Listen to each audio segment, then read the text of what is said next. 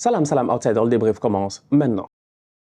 L'Euro est terminé, la Copa América est terminée. Maintenant, le problème, il est simple, c'est que revient encore une fois le débat des trophées individuels. Encore une fois, on va nous parler d'individualité, les trophées individuels. Et parmi ces trophées-là, il y en a un. Il y en a un qui pose énormément de problèmes. Les débats ont déjà commencé en ligne. Les gars sont en train de se battre, chacun fait sa propagande. En fait, c'est des élections, c'est des élections. En fait, ce n'est plus le football. C'est plus le football. Le ballon d'or, c'est plus le football. Le ballon d'or, c'est des élections. Le ballon d'or, c'est chacun qui essaie de faire la plus grande propagande, j'ai envie de dire aujourd'hui sur les réseaux sociaux, qui essaie de pousser le maximum pour espérer peut-être influencer le voteur qui va voter là-bas au niveau du Bangladesh ou au niveau du Pakistan ou au niveau du Soudan, franchement. Parce que bon, étant donné que dans chaque pays, il y a un gars qui vient et qui fait son vote, souvent c'est des mecs qui ne sont même pas regardés la saison, ils ne savent même pas ce qui se passe. Souvent, c'est très très dommage. Parce qu'aujourd'hui, moi j'en arrive à la conclusion que quoi? Qu'il y a énormément de monde qui ont découvert aujourd'hui un boy comme Lamine Yamal. Tout le monde a découvert Lamine Yamal. Ouais, Lamine Yamal par-ci, Lamine Yamal par là, Lamine Yamal par là. Mais il y a des fous là, ils vont mettre Lamine Yamal premier au Ballon d'Or. Vous êtes malade, vous rigolez. Vous rigolez, vous allez voir. Vous allez voir. Vous allez voir, vous allez, Stan nous l'avait dit. Vous allez voir, il y a des fous là, ils vont mettre Lamine Yamal premier au Ballon d'Or. Pourquoi? Parce que Yamal va revenir, je le lui souhaite, en bonne santé de vacances. Il va bien s'amuser, il va faire ses toboggans, tout ça, il va faire ses châteaux de sable. C'est encore un enfant. Donc Yamal va aller s'amuser parce qu'il ne peut pas aller en boîte de nuit. Il a 18 ans, il n'a pas encore 18 ans, donc il ne peut pas sortir, il ne peut pas aller à Ibiza, en fait, il ne peut rien faire à part des house parties. Donc Yamal va s'amuser là-bas avec ses amis. Yamal va revenir en début de saison. Il va faire une très bonne début de saison. On le lui souhaite avec Hansi Flick. Il va être au top. Ça ne compte pas parce que normalement le Ballon d'Or c'est la saison 2024, mais sachant qu'il y a des tocards là qui votent, il y a des tocards sincèrement qui votent, et c'est l'histoire qui nous l'a montré, qui votent sur des bases que tu ne comprends pas. Ils vont s'enflammer, ils vont dire Yamal Ballon d'Or. Mais calme-toi, prends d'abord le Golden Boy. Prends d'abord le Golden Boy. Récupère le Golden Boy, continue dans la tradition des boys du Barça, les Pedri, les Gavi, machin. Va récupérer ton Golden Boy, parce que je pense que cette saison, on peut être d'accord, avant de parler même du Ballon d'Or, que Lamine Yamal a tout simplement été exceptionnel. Ça, vraiment, ça, je pense qu'on ne peut pas beaucoup débattre ni discuter là-dessus. Le Golden Boy, c'est le meilleur enfant, c'est lui le meilleur enfant. C'est-à-dire de tous les enfants qui ont joué au football cette saison, et je ne sais même plus c'est quel âge, 21 ans ou 22 ans, whatever, le meilleur, ça a été Lamine Yamal. Il y en a beaucoup qui l'ont découvert au courant de l'Euro. Pourquoi? Parce qu'ils ne regardent pas les clubs. Donc moi, j'ai une audience, je pense, de gens qui sont très avertis. Il y en a qui connaissent un peu moins ou qui regardent un peu moins, qui regardent de temps en temps, mais la plupart d'entre vous, vous êtes très avertis. Vous avez vu Yamal, et vous l'avez vu la saison passée, même pas cette année-là qui vient de finir, l'année d'avant, vous l'avez vu. Quand Xavi l'a lancé, quand le boy avait 15 ans, il a été lancé, on était là. 15 ans, on l'a lancé. 15 ans, on l'a lancé. Il devait faire une passe décisive, je pense que c'est pas Ousmane, ou je sais plus, c'est Ferran, il y a un boy qui se gère pas. Lamine lui-même doit marquer, mais il est trop jeune. Dieu l'a sauvé, parce qu'il avait marqué ce jour-là, ça aurait été juste too much. Il pouvait pas faire comme Marc Guiou, qui est rentré out of nowhere et qui a claqué un but. Donc, Yamal, exceptionnel, sensationnel, trop fort, trop fort. Cette année, il nous a montré que le football, effectivement, c'est pas forcément une question d'âge, c'est une question de maturité. Parce que sur le terrain, on a vu un joueur qui a été mature. Donc, je pense que dans le débat du Golden Boy, je pense pas qu'il y ait beaucoup de trucs. Peut-être je me trompe. Mais franchement, en fait, je me lève à 3 h du matin, je ne sais même pas ce qui se passe. Tu me dis, ouais, c'est qui le meilleur jeune joueur au monde? Je te dis, c'est Yamal, frère. Tu veux que je te dise quoi? C'est Yamal. C'est Yamal. C'est Lamine Yamal. C'est Lamine Yamal qui doit marquer en finale, qui ne marque pas. C'est dommage. C'est Yamal qui enroule un ballon exceptionnel face à une des meilleures équipes défensives de l'Euro, la France, face à une France qui avait quand même mis en place un plan, le plan Rabiot, qui était un plan, quand j'ai dit le plan Rabiot, on dirait un plan politique. Tu vois les lois politiques là qui portent le nom du député qui l'a mis, j'ai l'impression que c'est le plan Rabiot. La loi Rabiot, ils ont essayé, ça n'a pas marché. Yamal s'en est sorti. Mike Maignan est un top gardien. Il a quand même claqué son but. Donc c'est pour vous dire à quel point aujourd'hui, qu'on le veuille ou non, je pense que Lamine Yamal, c'est le meilleur jeune joueur. Donc dans ce débat-là et dans cette discussion, je n'ai pas grand-chose à dire en fait, à part bravo à Lamine pour son Euro, bravo pour ses performances, bravo pour sa maturité, bravo pour son calme et ouais, les passes décisives, les petits ballons en cloche de clochard, en fait tout était parfait, tout était vraiment parfait. Même le match le plus dur, je pense, face à l'Angleterre, le boy il réussit à s'en sortir, tirer son épingle du jeu, il n'a pas besoin de grand-chose en fait, il a eu besoin d'une seule fois ou de 2 fois pour créer la zizanie et hop, il s'est démarqué de Luke Shaw, il a fait passe décisive, Nico Williams a claqué son but. Bravo à Nico Williams aussi, franchement, bravo à Dani Olmo, bravo à tous ces jeunes-là qui ont tout simplement été exceptionnels, Dani Olmo même sensationnel, Nico Williams Williams. Moi, je pense qu'aujourd'hui, et c'est là où ça me permet de passer sur le deuxième truc, parce que pour le Golden Boy, je pense qu'il n'y aura pas beaucoup de débats, mais pour le Ballon d'Or, il y a beaucoup de débats. Il y a beaucoup de débats. Il y a vraiment beaucoup de débats. On est revenu dans des années Jorginho Ballon d'Or. Les gars ont dit Rodri Ballon d'Or. Je dis, OK, Rodri a fait une saison vraiment...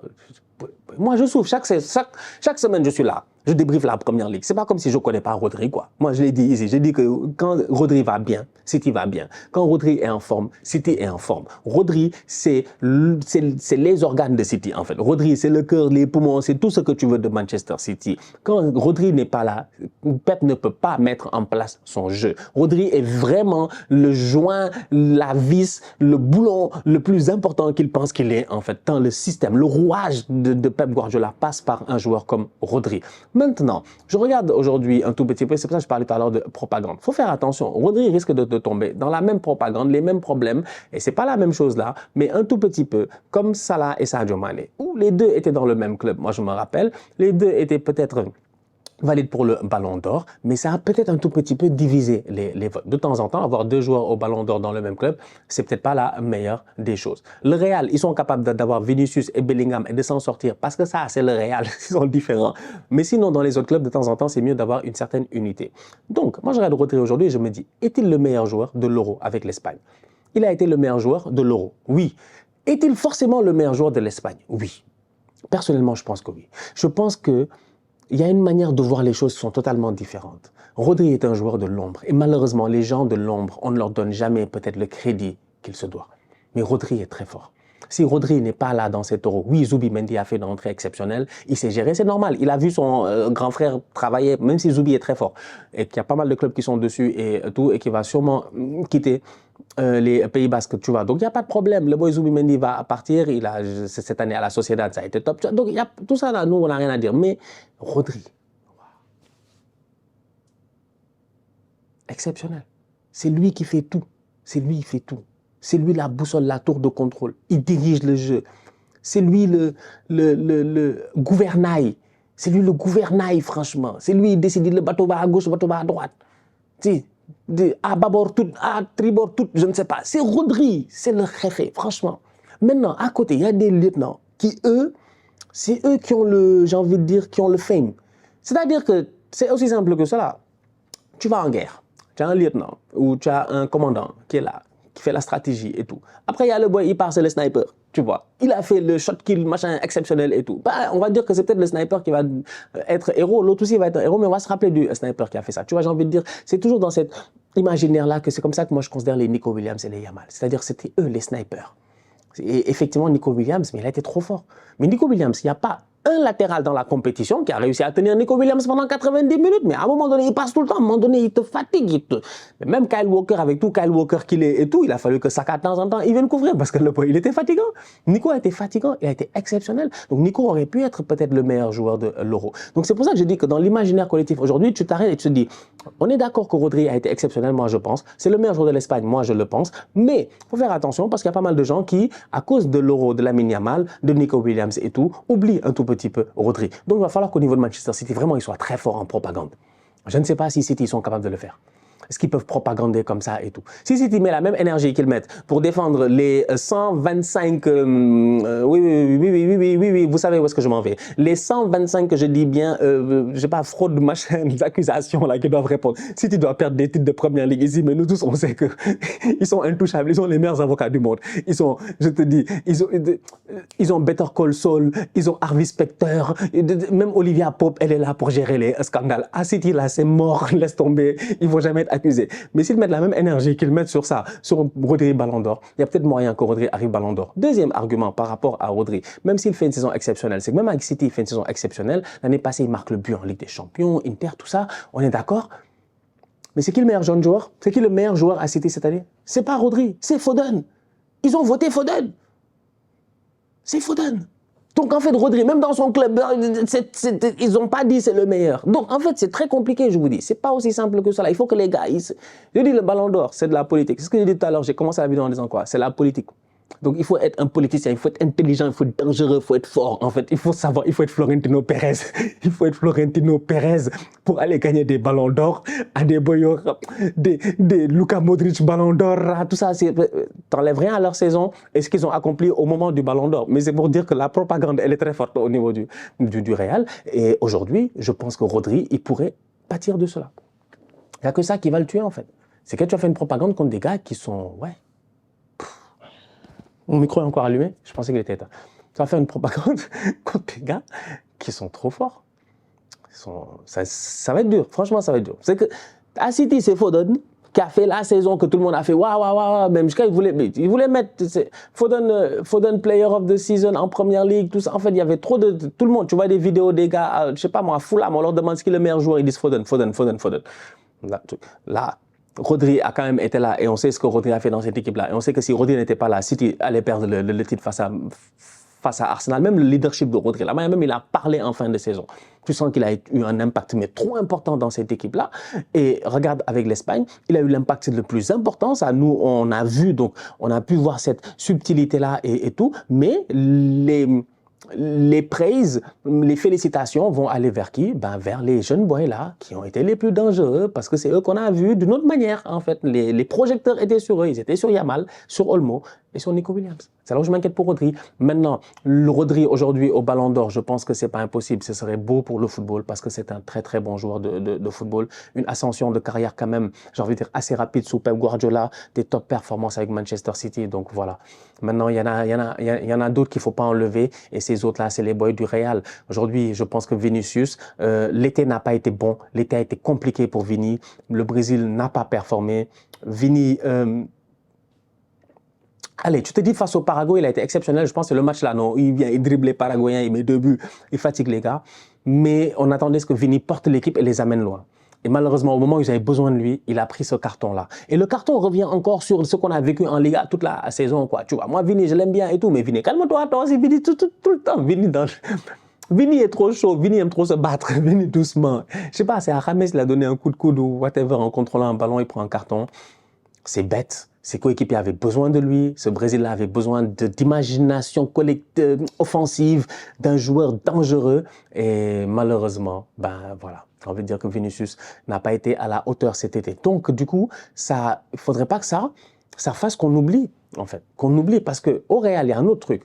Vini, grosse saison, ils sont forts, donc je pense qu'en termes de propagande, ils vont se gérer. Vini fait une saison exceptionnelle en Ligue des Champions, il ne faut pas oublier, hein, Bayern, machin, tout ça. Vraiment, Vini en Ligue des Champions cette année, top. En Liga, top. En fait, Vini a juste été top. Vraiment, Vini... On était, avant le début de l'Euro, tout le monde était presque d'accord que c'est Vini, quoi. En fait, on était là, on a dit c'est Vini, quoi. Vraiment, Bellingham, on l'aime bien, hein, mais doucement, fais deux fois. Parce que Vini, ça fait 3 années même, il est en train de faire ça. Vini a fait ça avec les Karim est parti, Vini a fait seul. Donc Vini, vraiment, il a respecté sa personnalité, ce qui se passe et tout ça. Peut-être qu'il y a des gens qui ne l'aiment pas et tout, mais il y a une différence entre la personnalité, le joueur et le footballeur. Ouais, le footballeur est très fort. Donc tu peux ne pas l'aimer en tant que personne, mais le footballeur est très fort. Donc Vini, pour moi, je pense que c'est lui le favori au Ballon d'Or. Maintenant, on va voir, les choses peuvent changer parce que même si c'est la saison qui finit là, qui vient de terminer, qui va être jugée, je vous dis qu'il y a un truc qui fait qu'en début de saison, dépendamment de ce qui se passe, il y a des votants là qui vont changer de vote. Les gars, ils vont changer de vote. Donc, c'est possible. Il suffit que, je ne sais pas, Mbappé, c'est mort, parce qu'on sait que l'Euro, là, c'est mort. Franchement, Kylian, pardon, c'est mort. Messi, c'est mort. C'était un paradoxe. Je pensais que Messi allait le faire, mais Messi, c'est mort. Parce que Messi allait le faire si Messi nous avait fait une finale, comme la finale de la Coupe du Monde. C'est-à-dire que si Messi, hier, face à la Colombie, c'est lui qui met le but de Lautaro et tout ça là, peut-être Messi juste sur un but, parce que c'est Messi, sur un but, Inter Miami ou pas, peut-être il allait être là, il allait nous fatiguer. Mais Messi là, pardon, même podium Ballon d'Or, je ne veux pas le voir. Je vous l'ai déjà dit, il n'est plus nominable. On attend le super Ballon d'Or, c'est-à-dire le gros Ballon d'Or avec les petits Ferrero Rocher, les autres petits Ballons d'Or pour lui donner. Parce que vraiment, tonton, pardonne-nous. Laisse les petits gagner. Moi, je pense que Vinicius, Bellingham a fait une bonne saison, mais l'Angleterre n'a pas gagné. Donc là encore, ça peut jouer, mais ça va être une question de popularité et de vote. Au Real, je pense qu'ils vont tous se mettre derrière un seul mec. Je pense qu'ils sont assez intelligents pour cela. Donc on va voir. Mais dans une guerre entre Vinicius et Rodri, je pense que Rodri n'a aucune chance. Vraiment, je suis désolé. Dans une guerre entre Vini et Rodri, Rodri n'a aucune chance. Il n'a aucune chance. Et pour les raisons que j'ai dit tout à l'heure, en fait. pour Foden, pour Yamal, pour truc. En fait, Rodri, c'est le gars, il est au service. Vraiment, il y a des gars, ils sont comme ça, ils sont au service. C'est les gens les plus importants, c'est le bras droit, c'est le gars le plus important du dispositif. C'est vraiment, il est au service en fait. Il est là pour les aider, pour les accompagner. C'est le plus important, c'est lui qu'on doit mettre au top. Heureusement qu'à l'Euro, à la fin, ils lui ont donné le titre de meilleur joueur. Mais pour le Ballon d'Or, vu la manière à laquelle on vote au Ballon d'Or, là, comment ça se passe? Vous-même, vous savez, pour que Rodri gagne ici, moi, ça me surprendrait. Mais c'est possible. C'est possible parce qu'il a le talent pour et ce ne serait pas immérité. Donc voilà, on va voir ce que ça va donner. On va voir ça. Là, la compétition vient de finir, on parle. On va voir dans quelques semaines ce qui va se passer. Peut-être les choses vont changer. Peut-être que les choses vont évoluer. La famille, on se capte très très bientôt pour une nouvelle vidéo. D'ici là, continuez à liker, on continue à partager, on s'abonne, on s'abonne, on s'abonne. On est ensemble, on reste en santé, c'est toujours le plus important. Tous outsiders.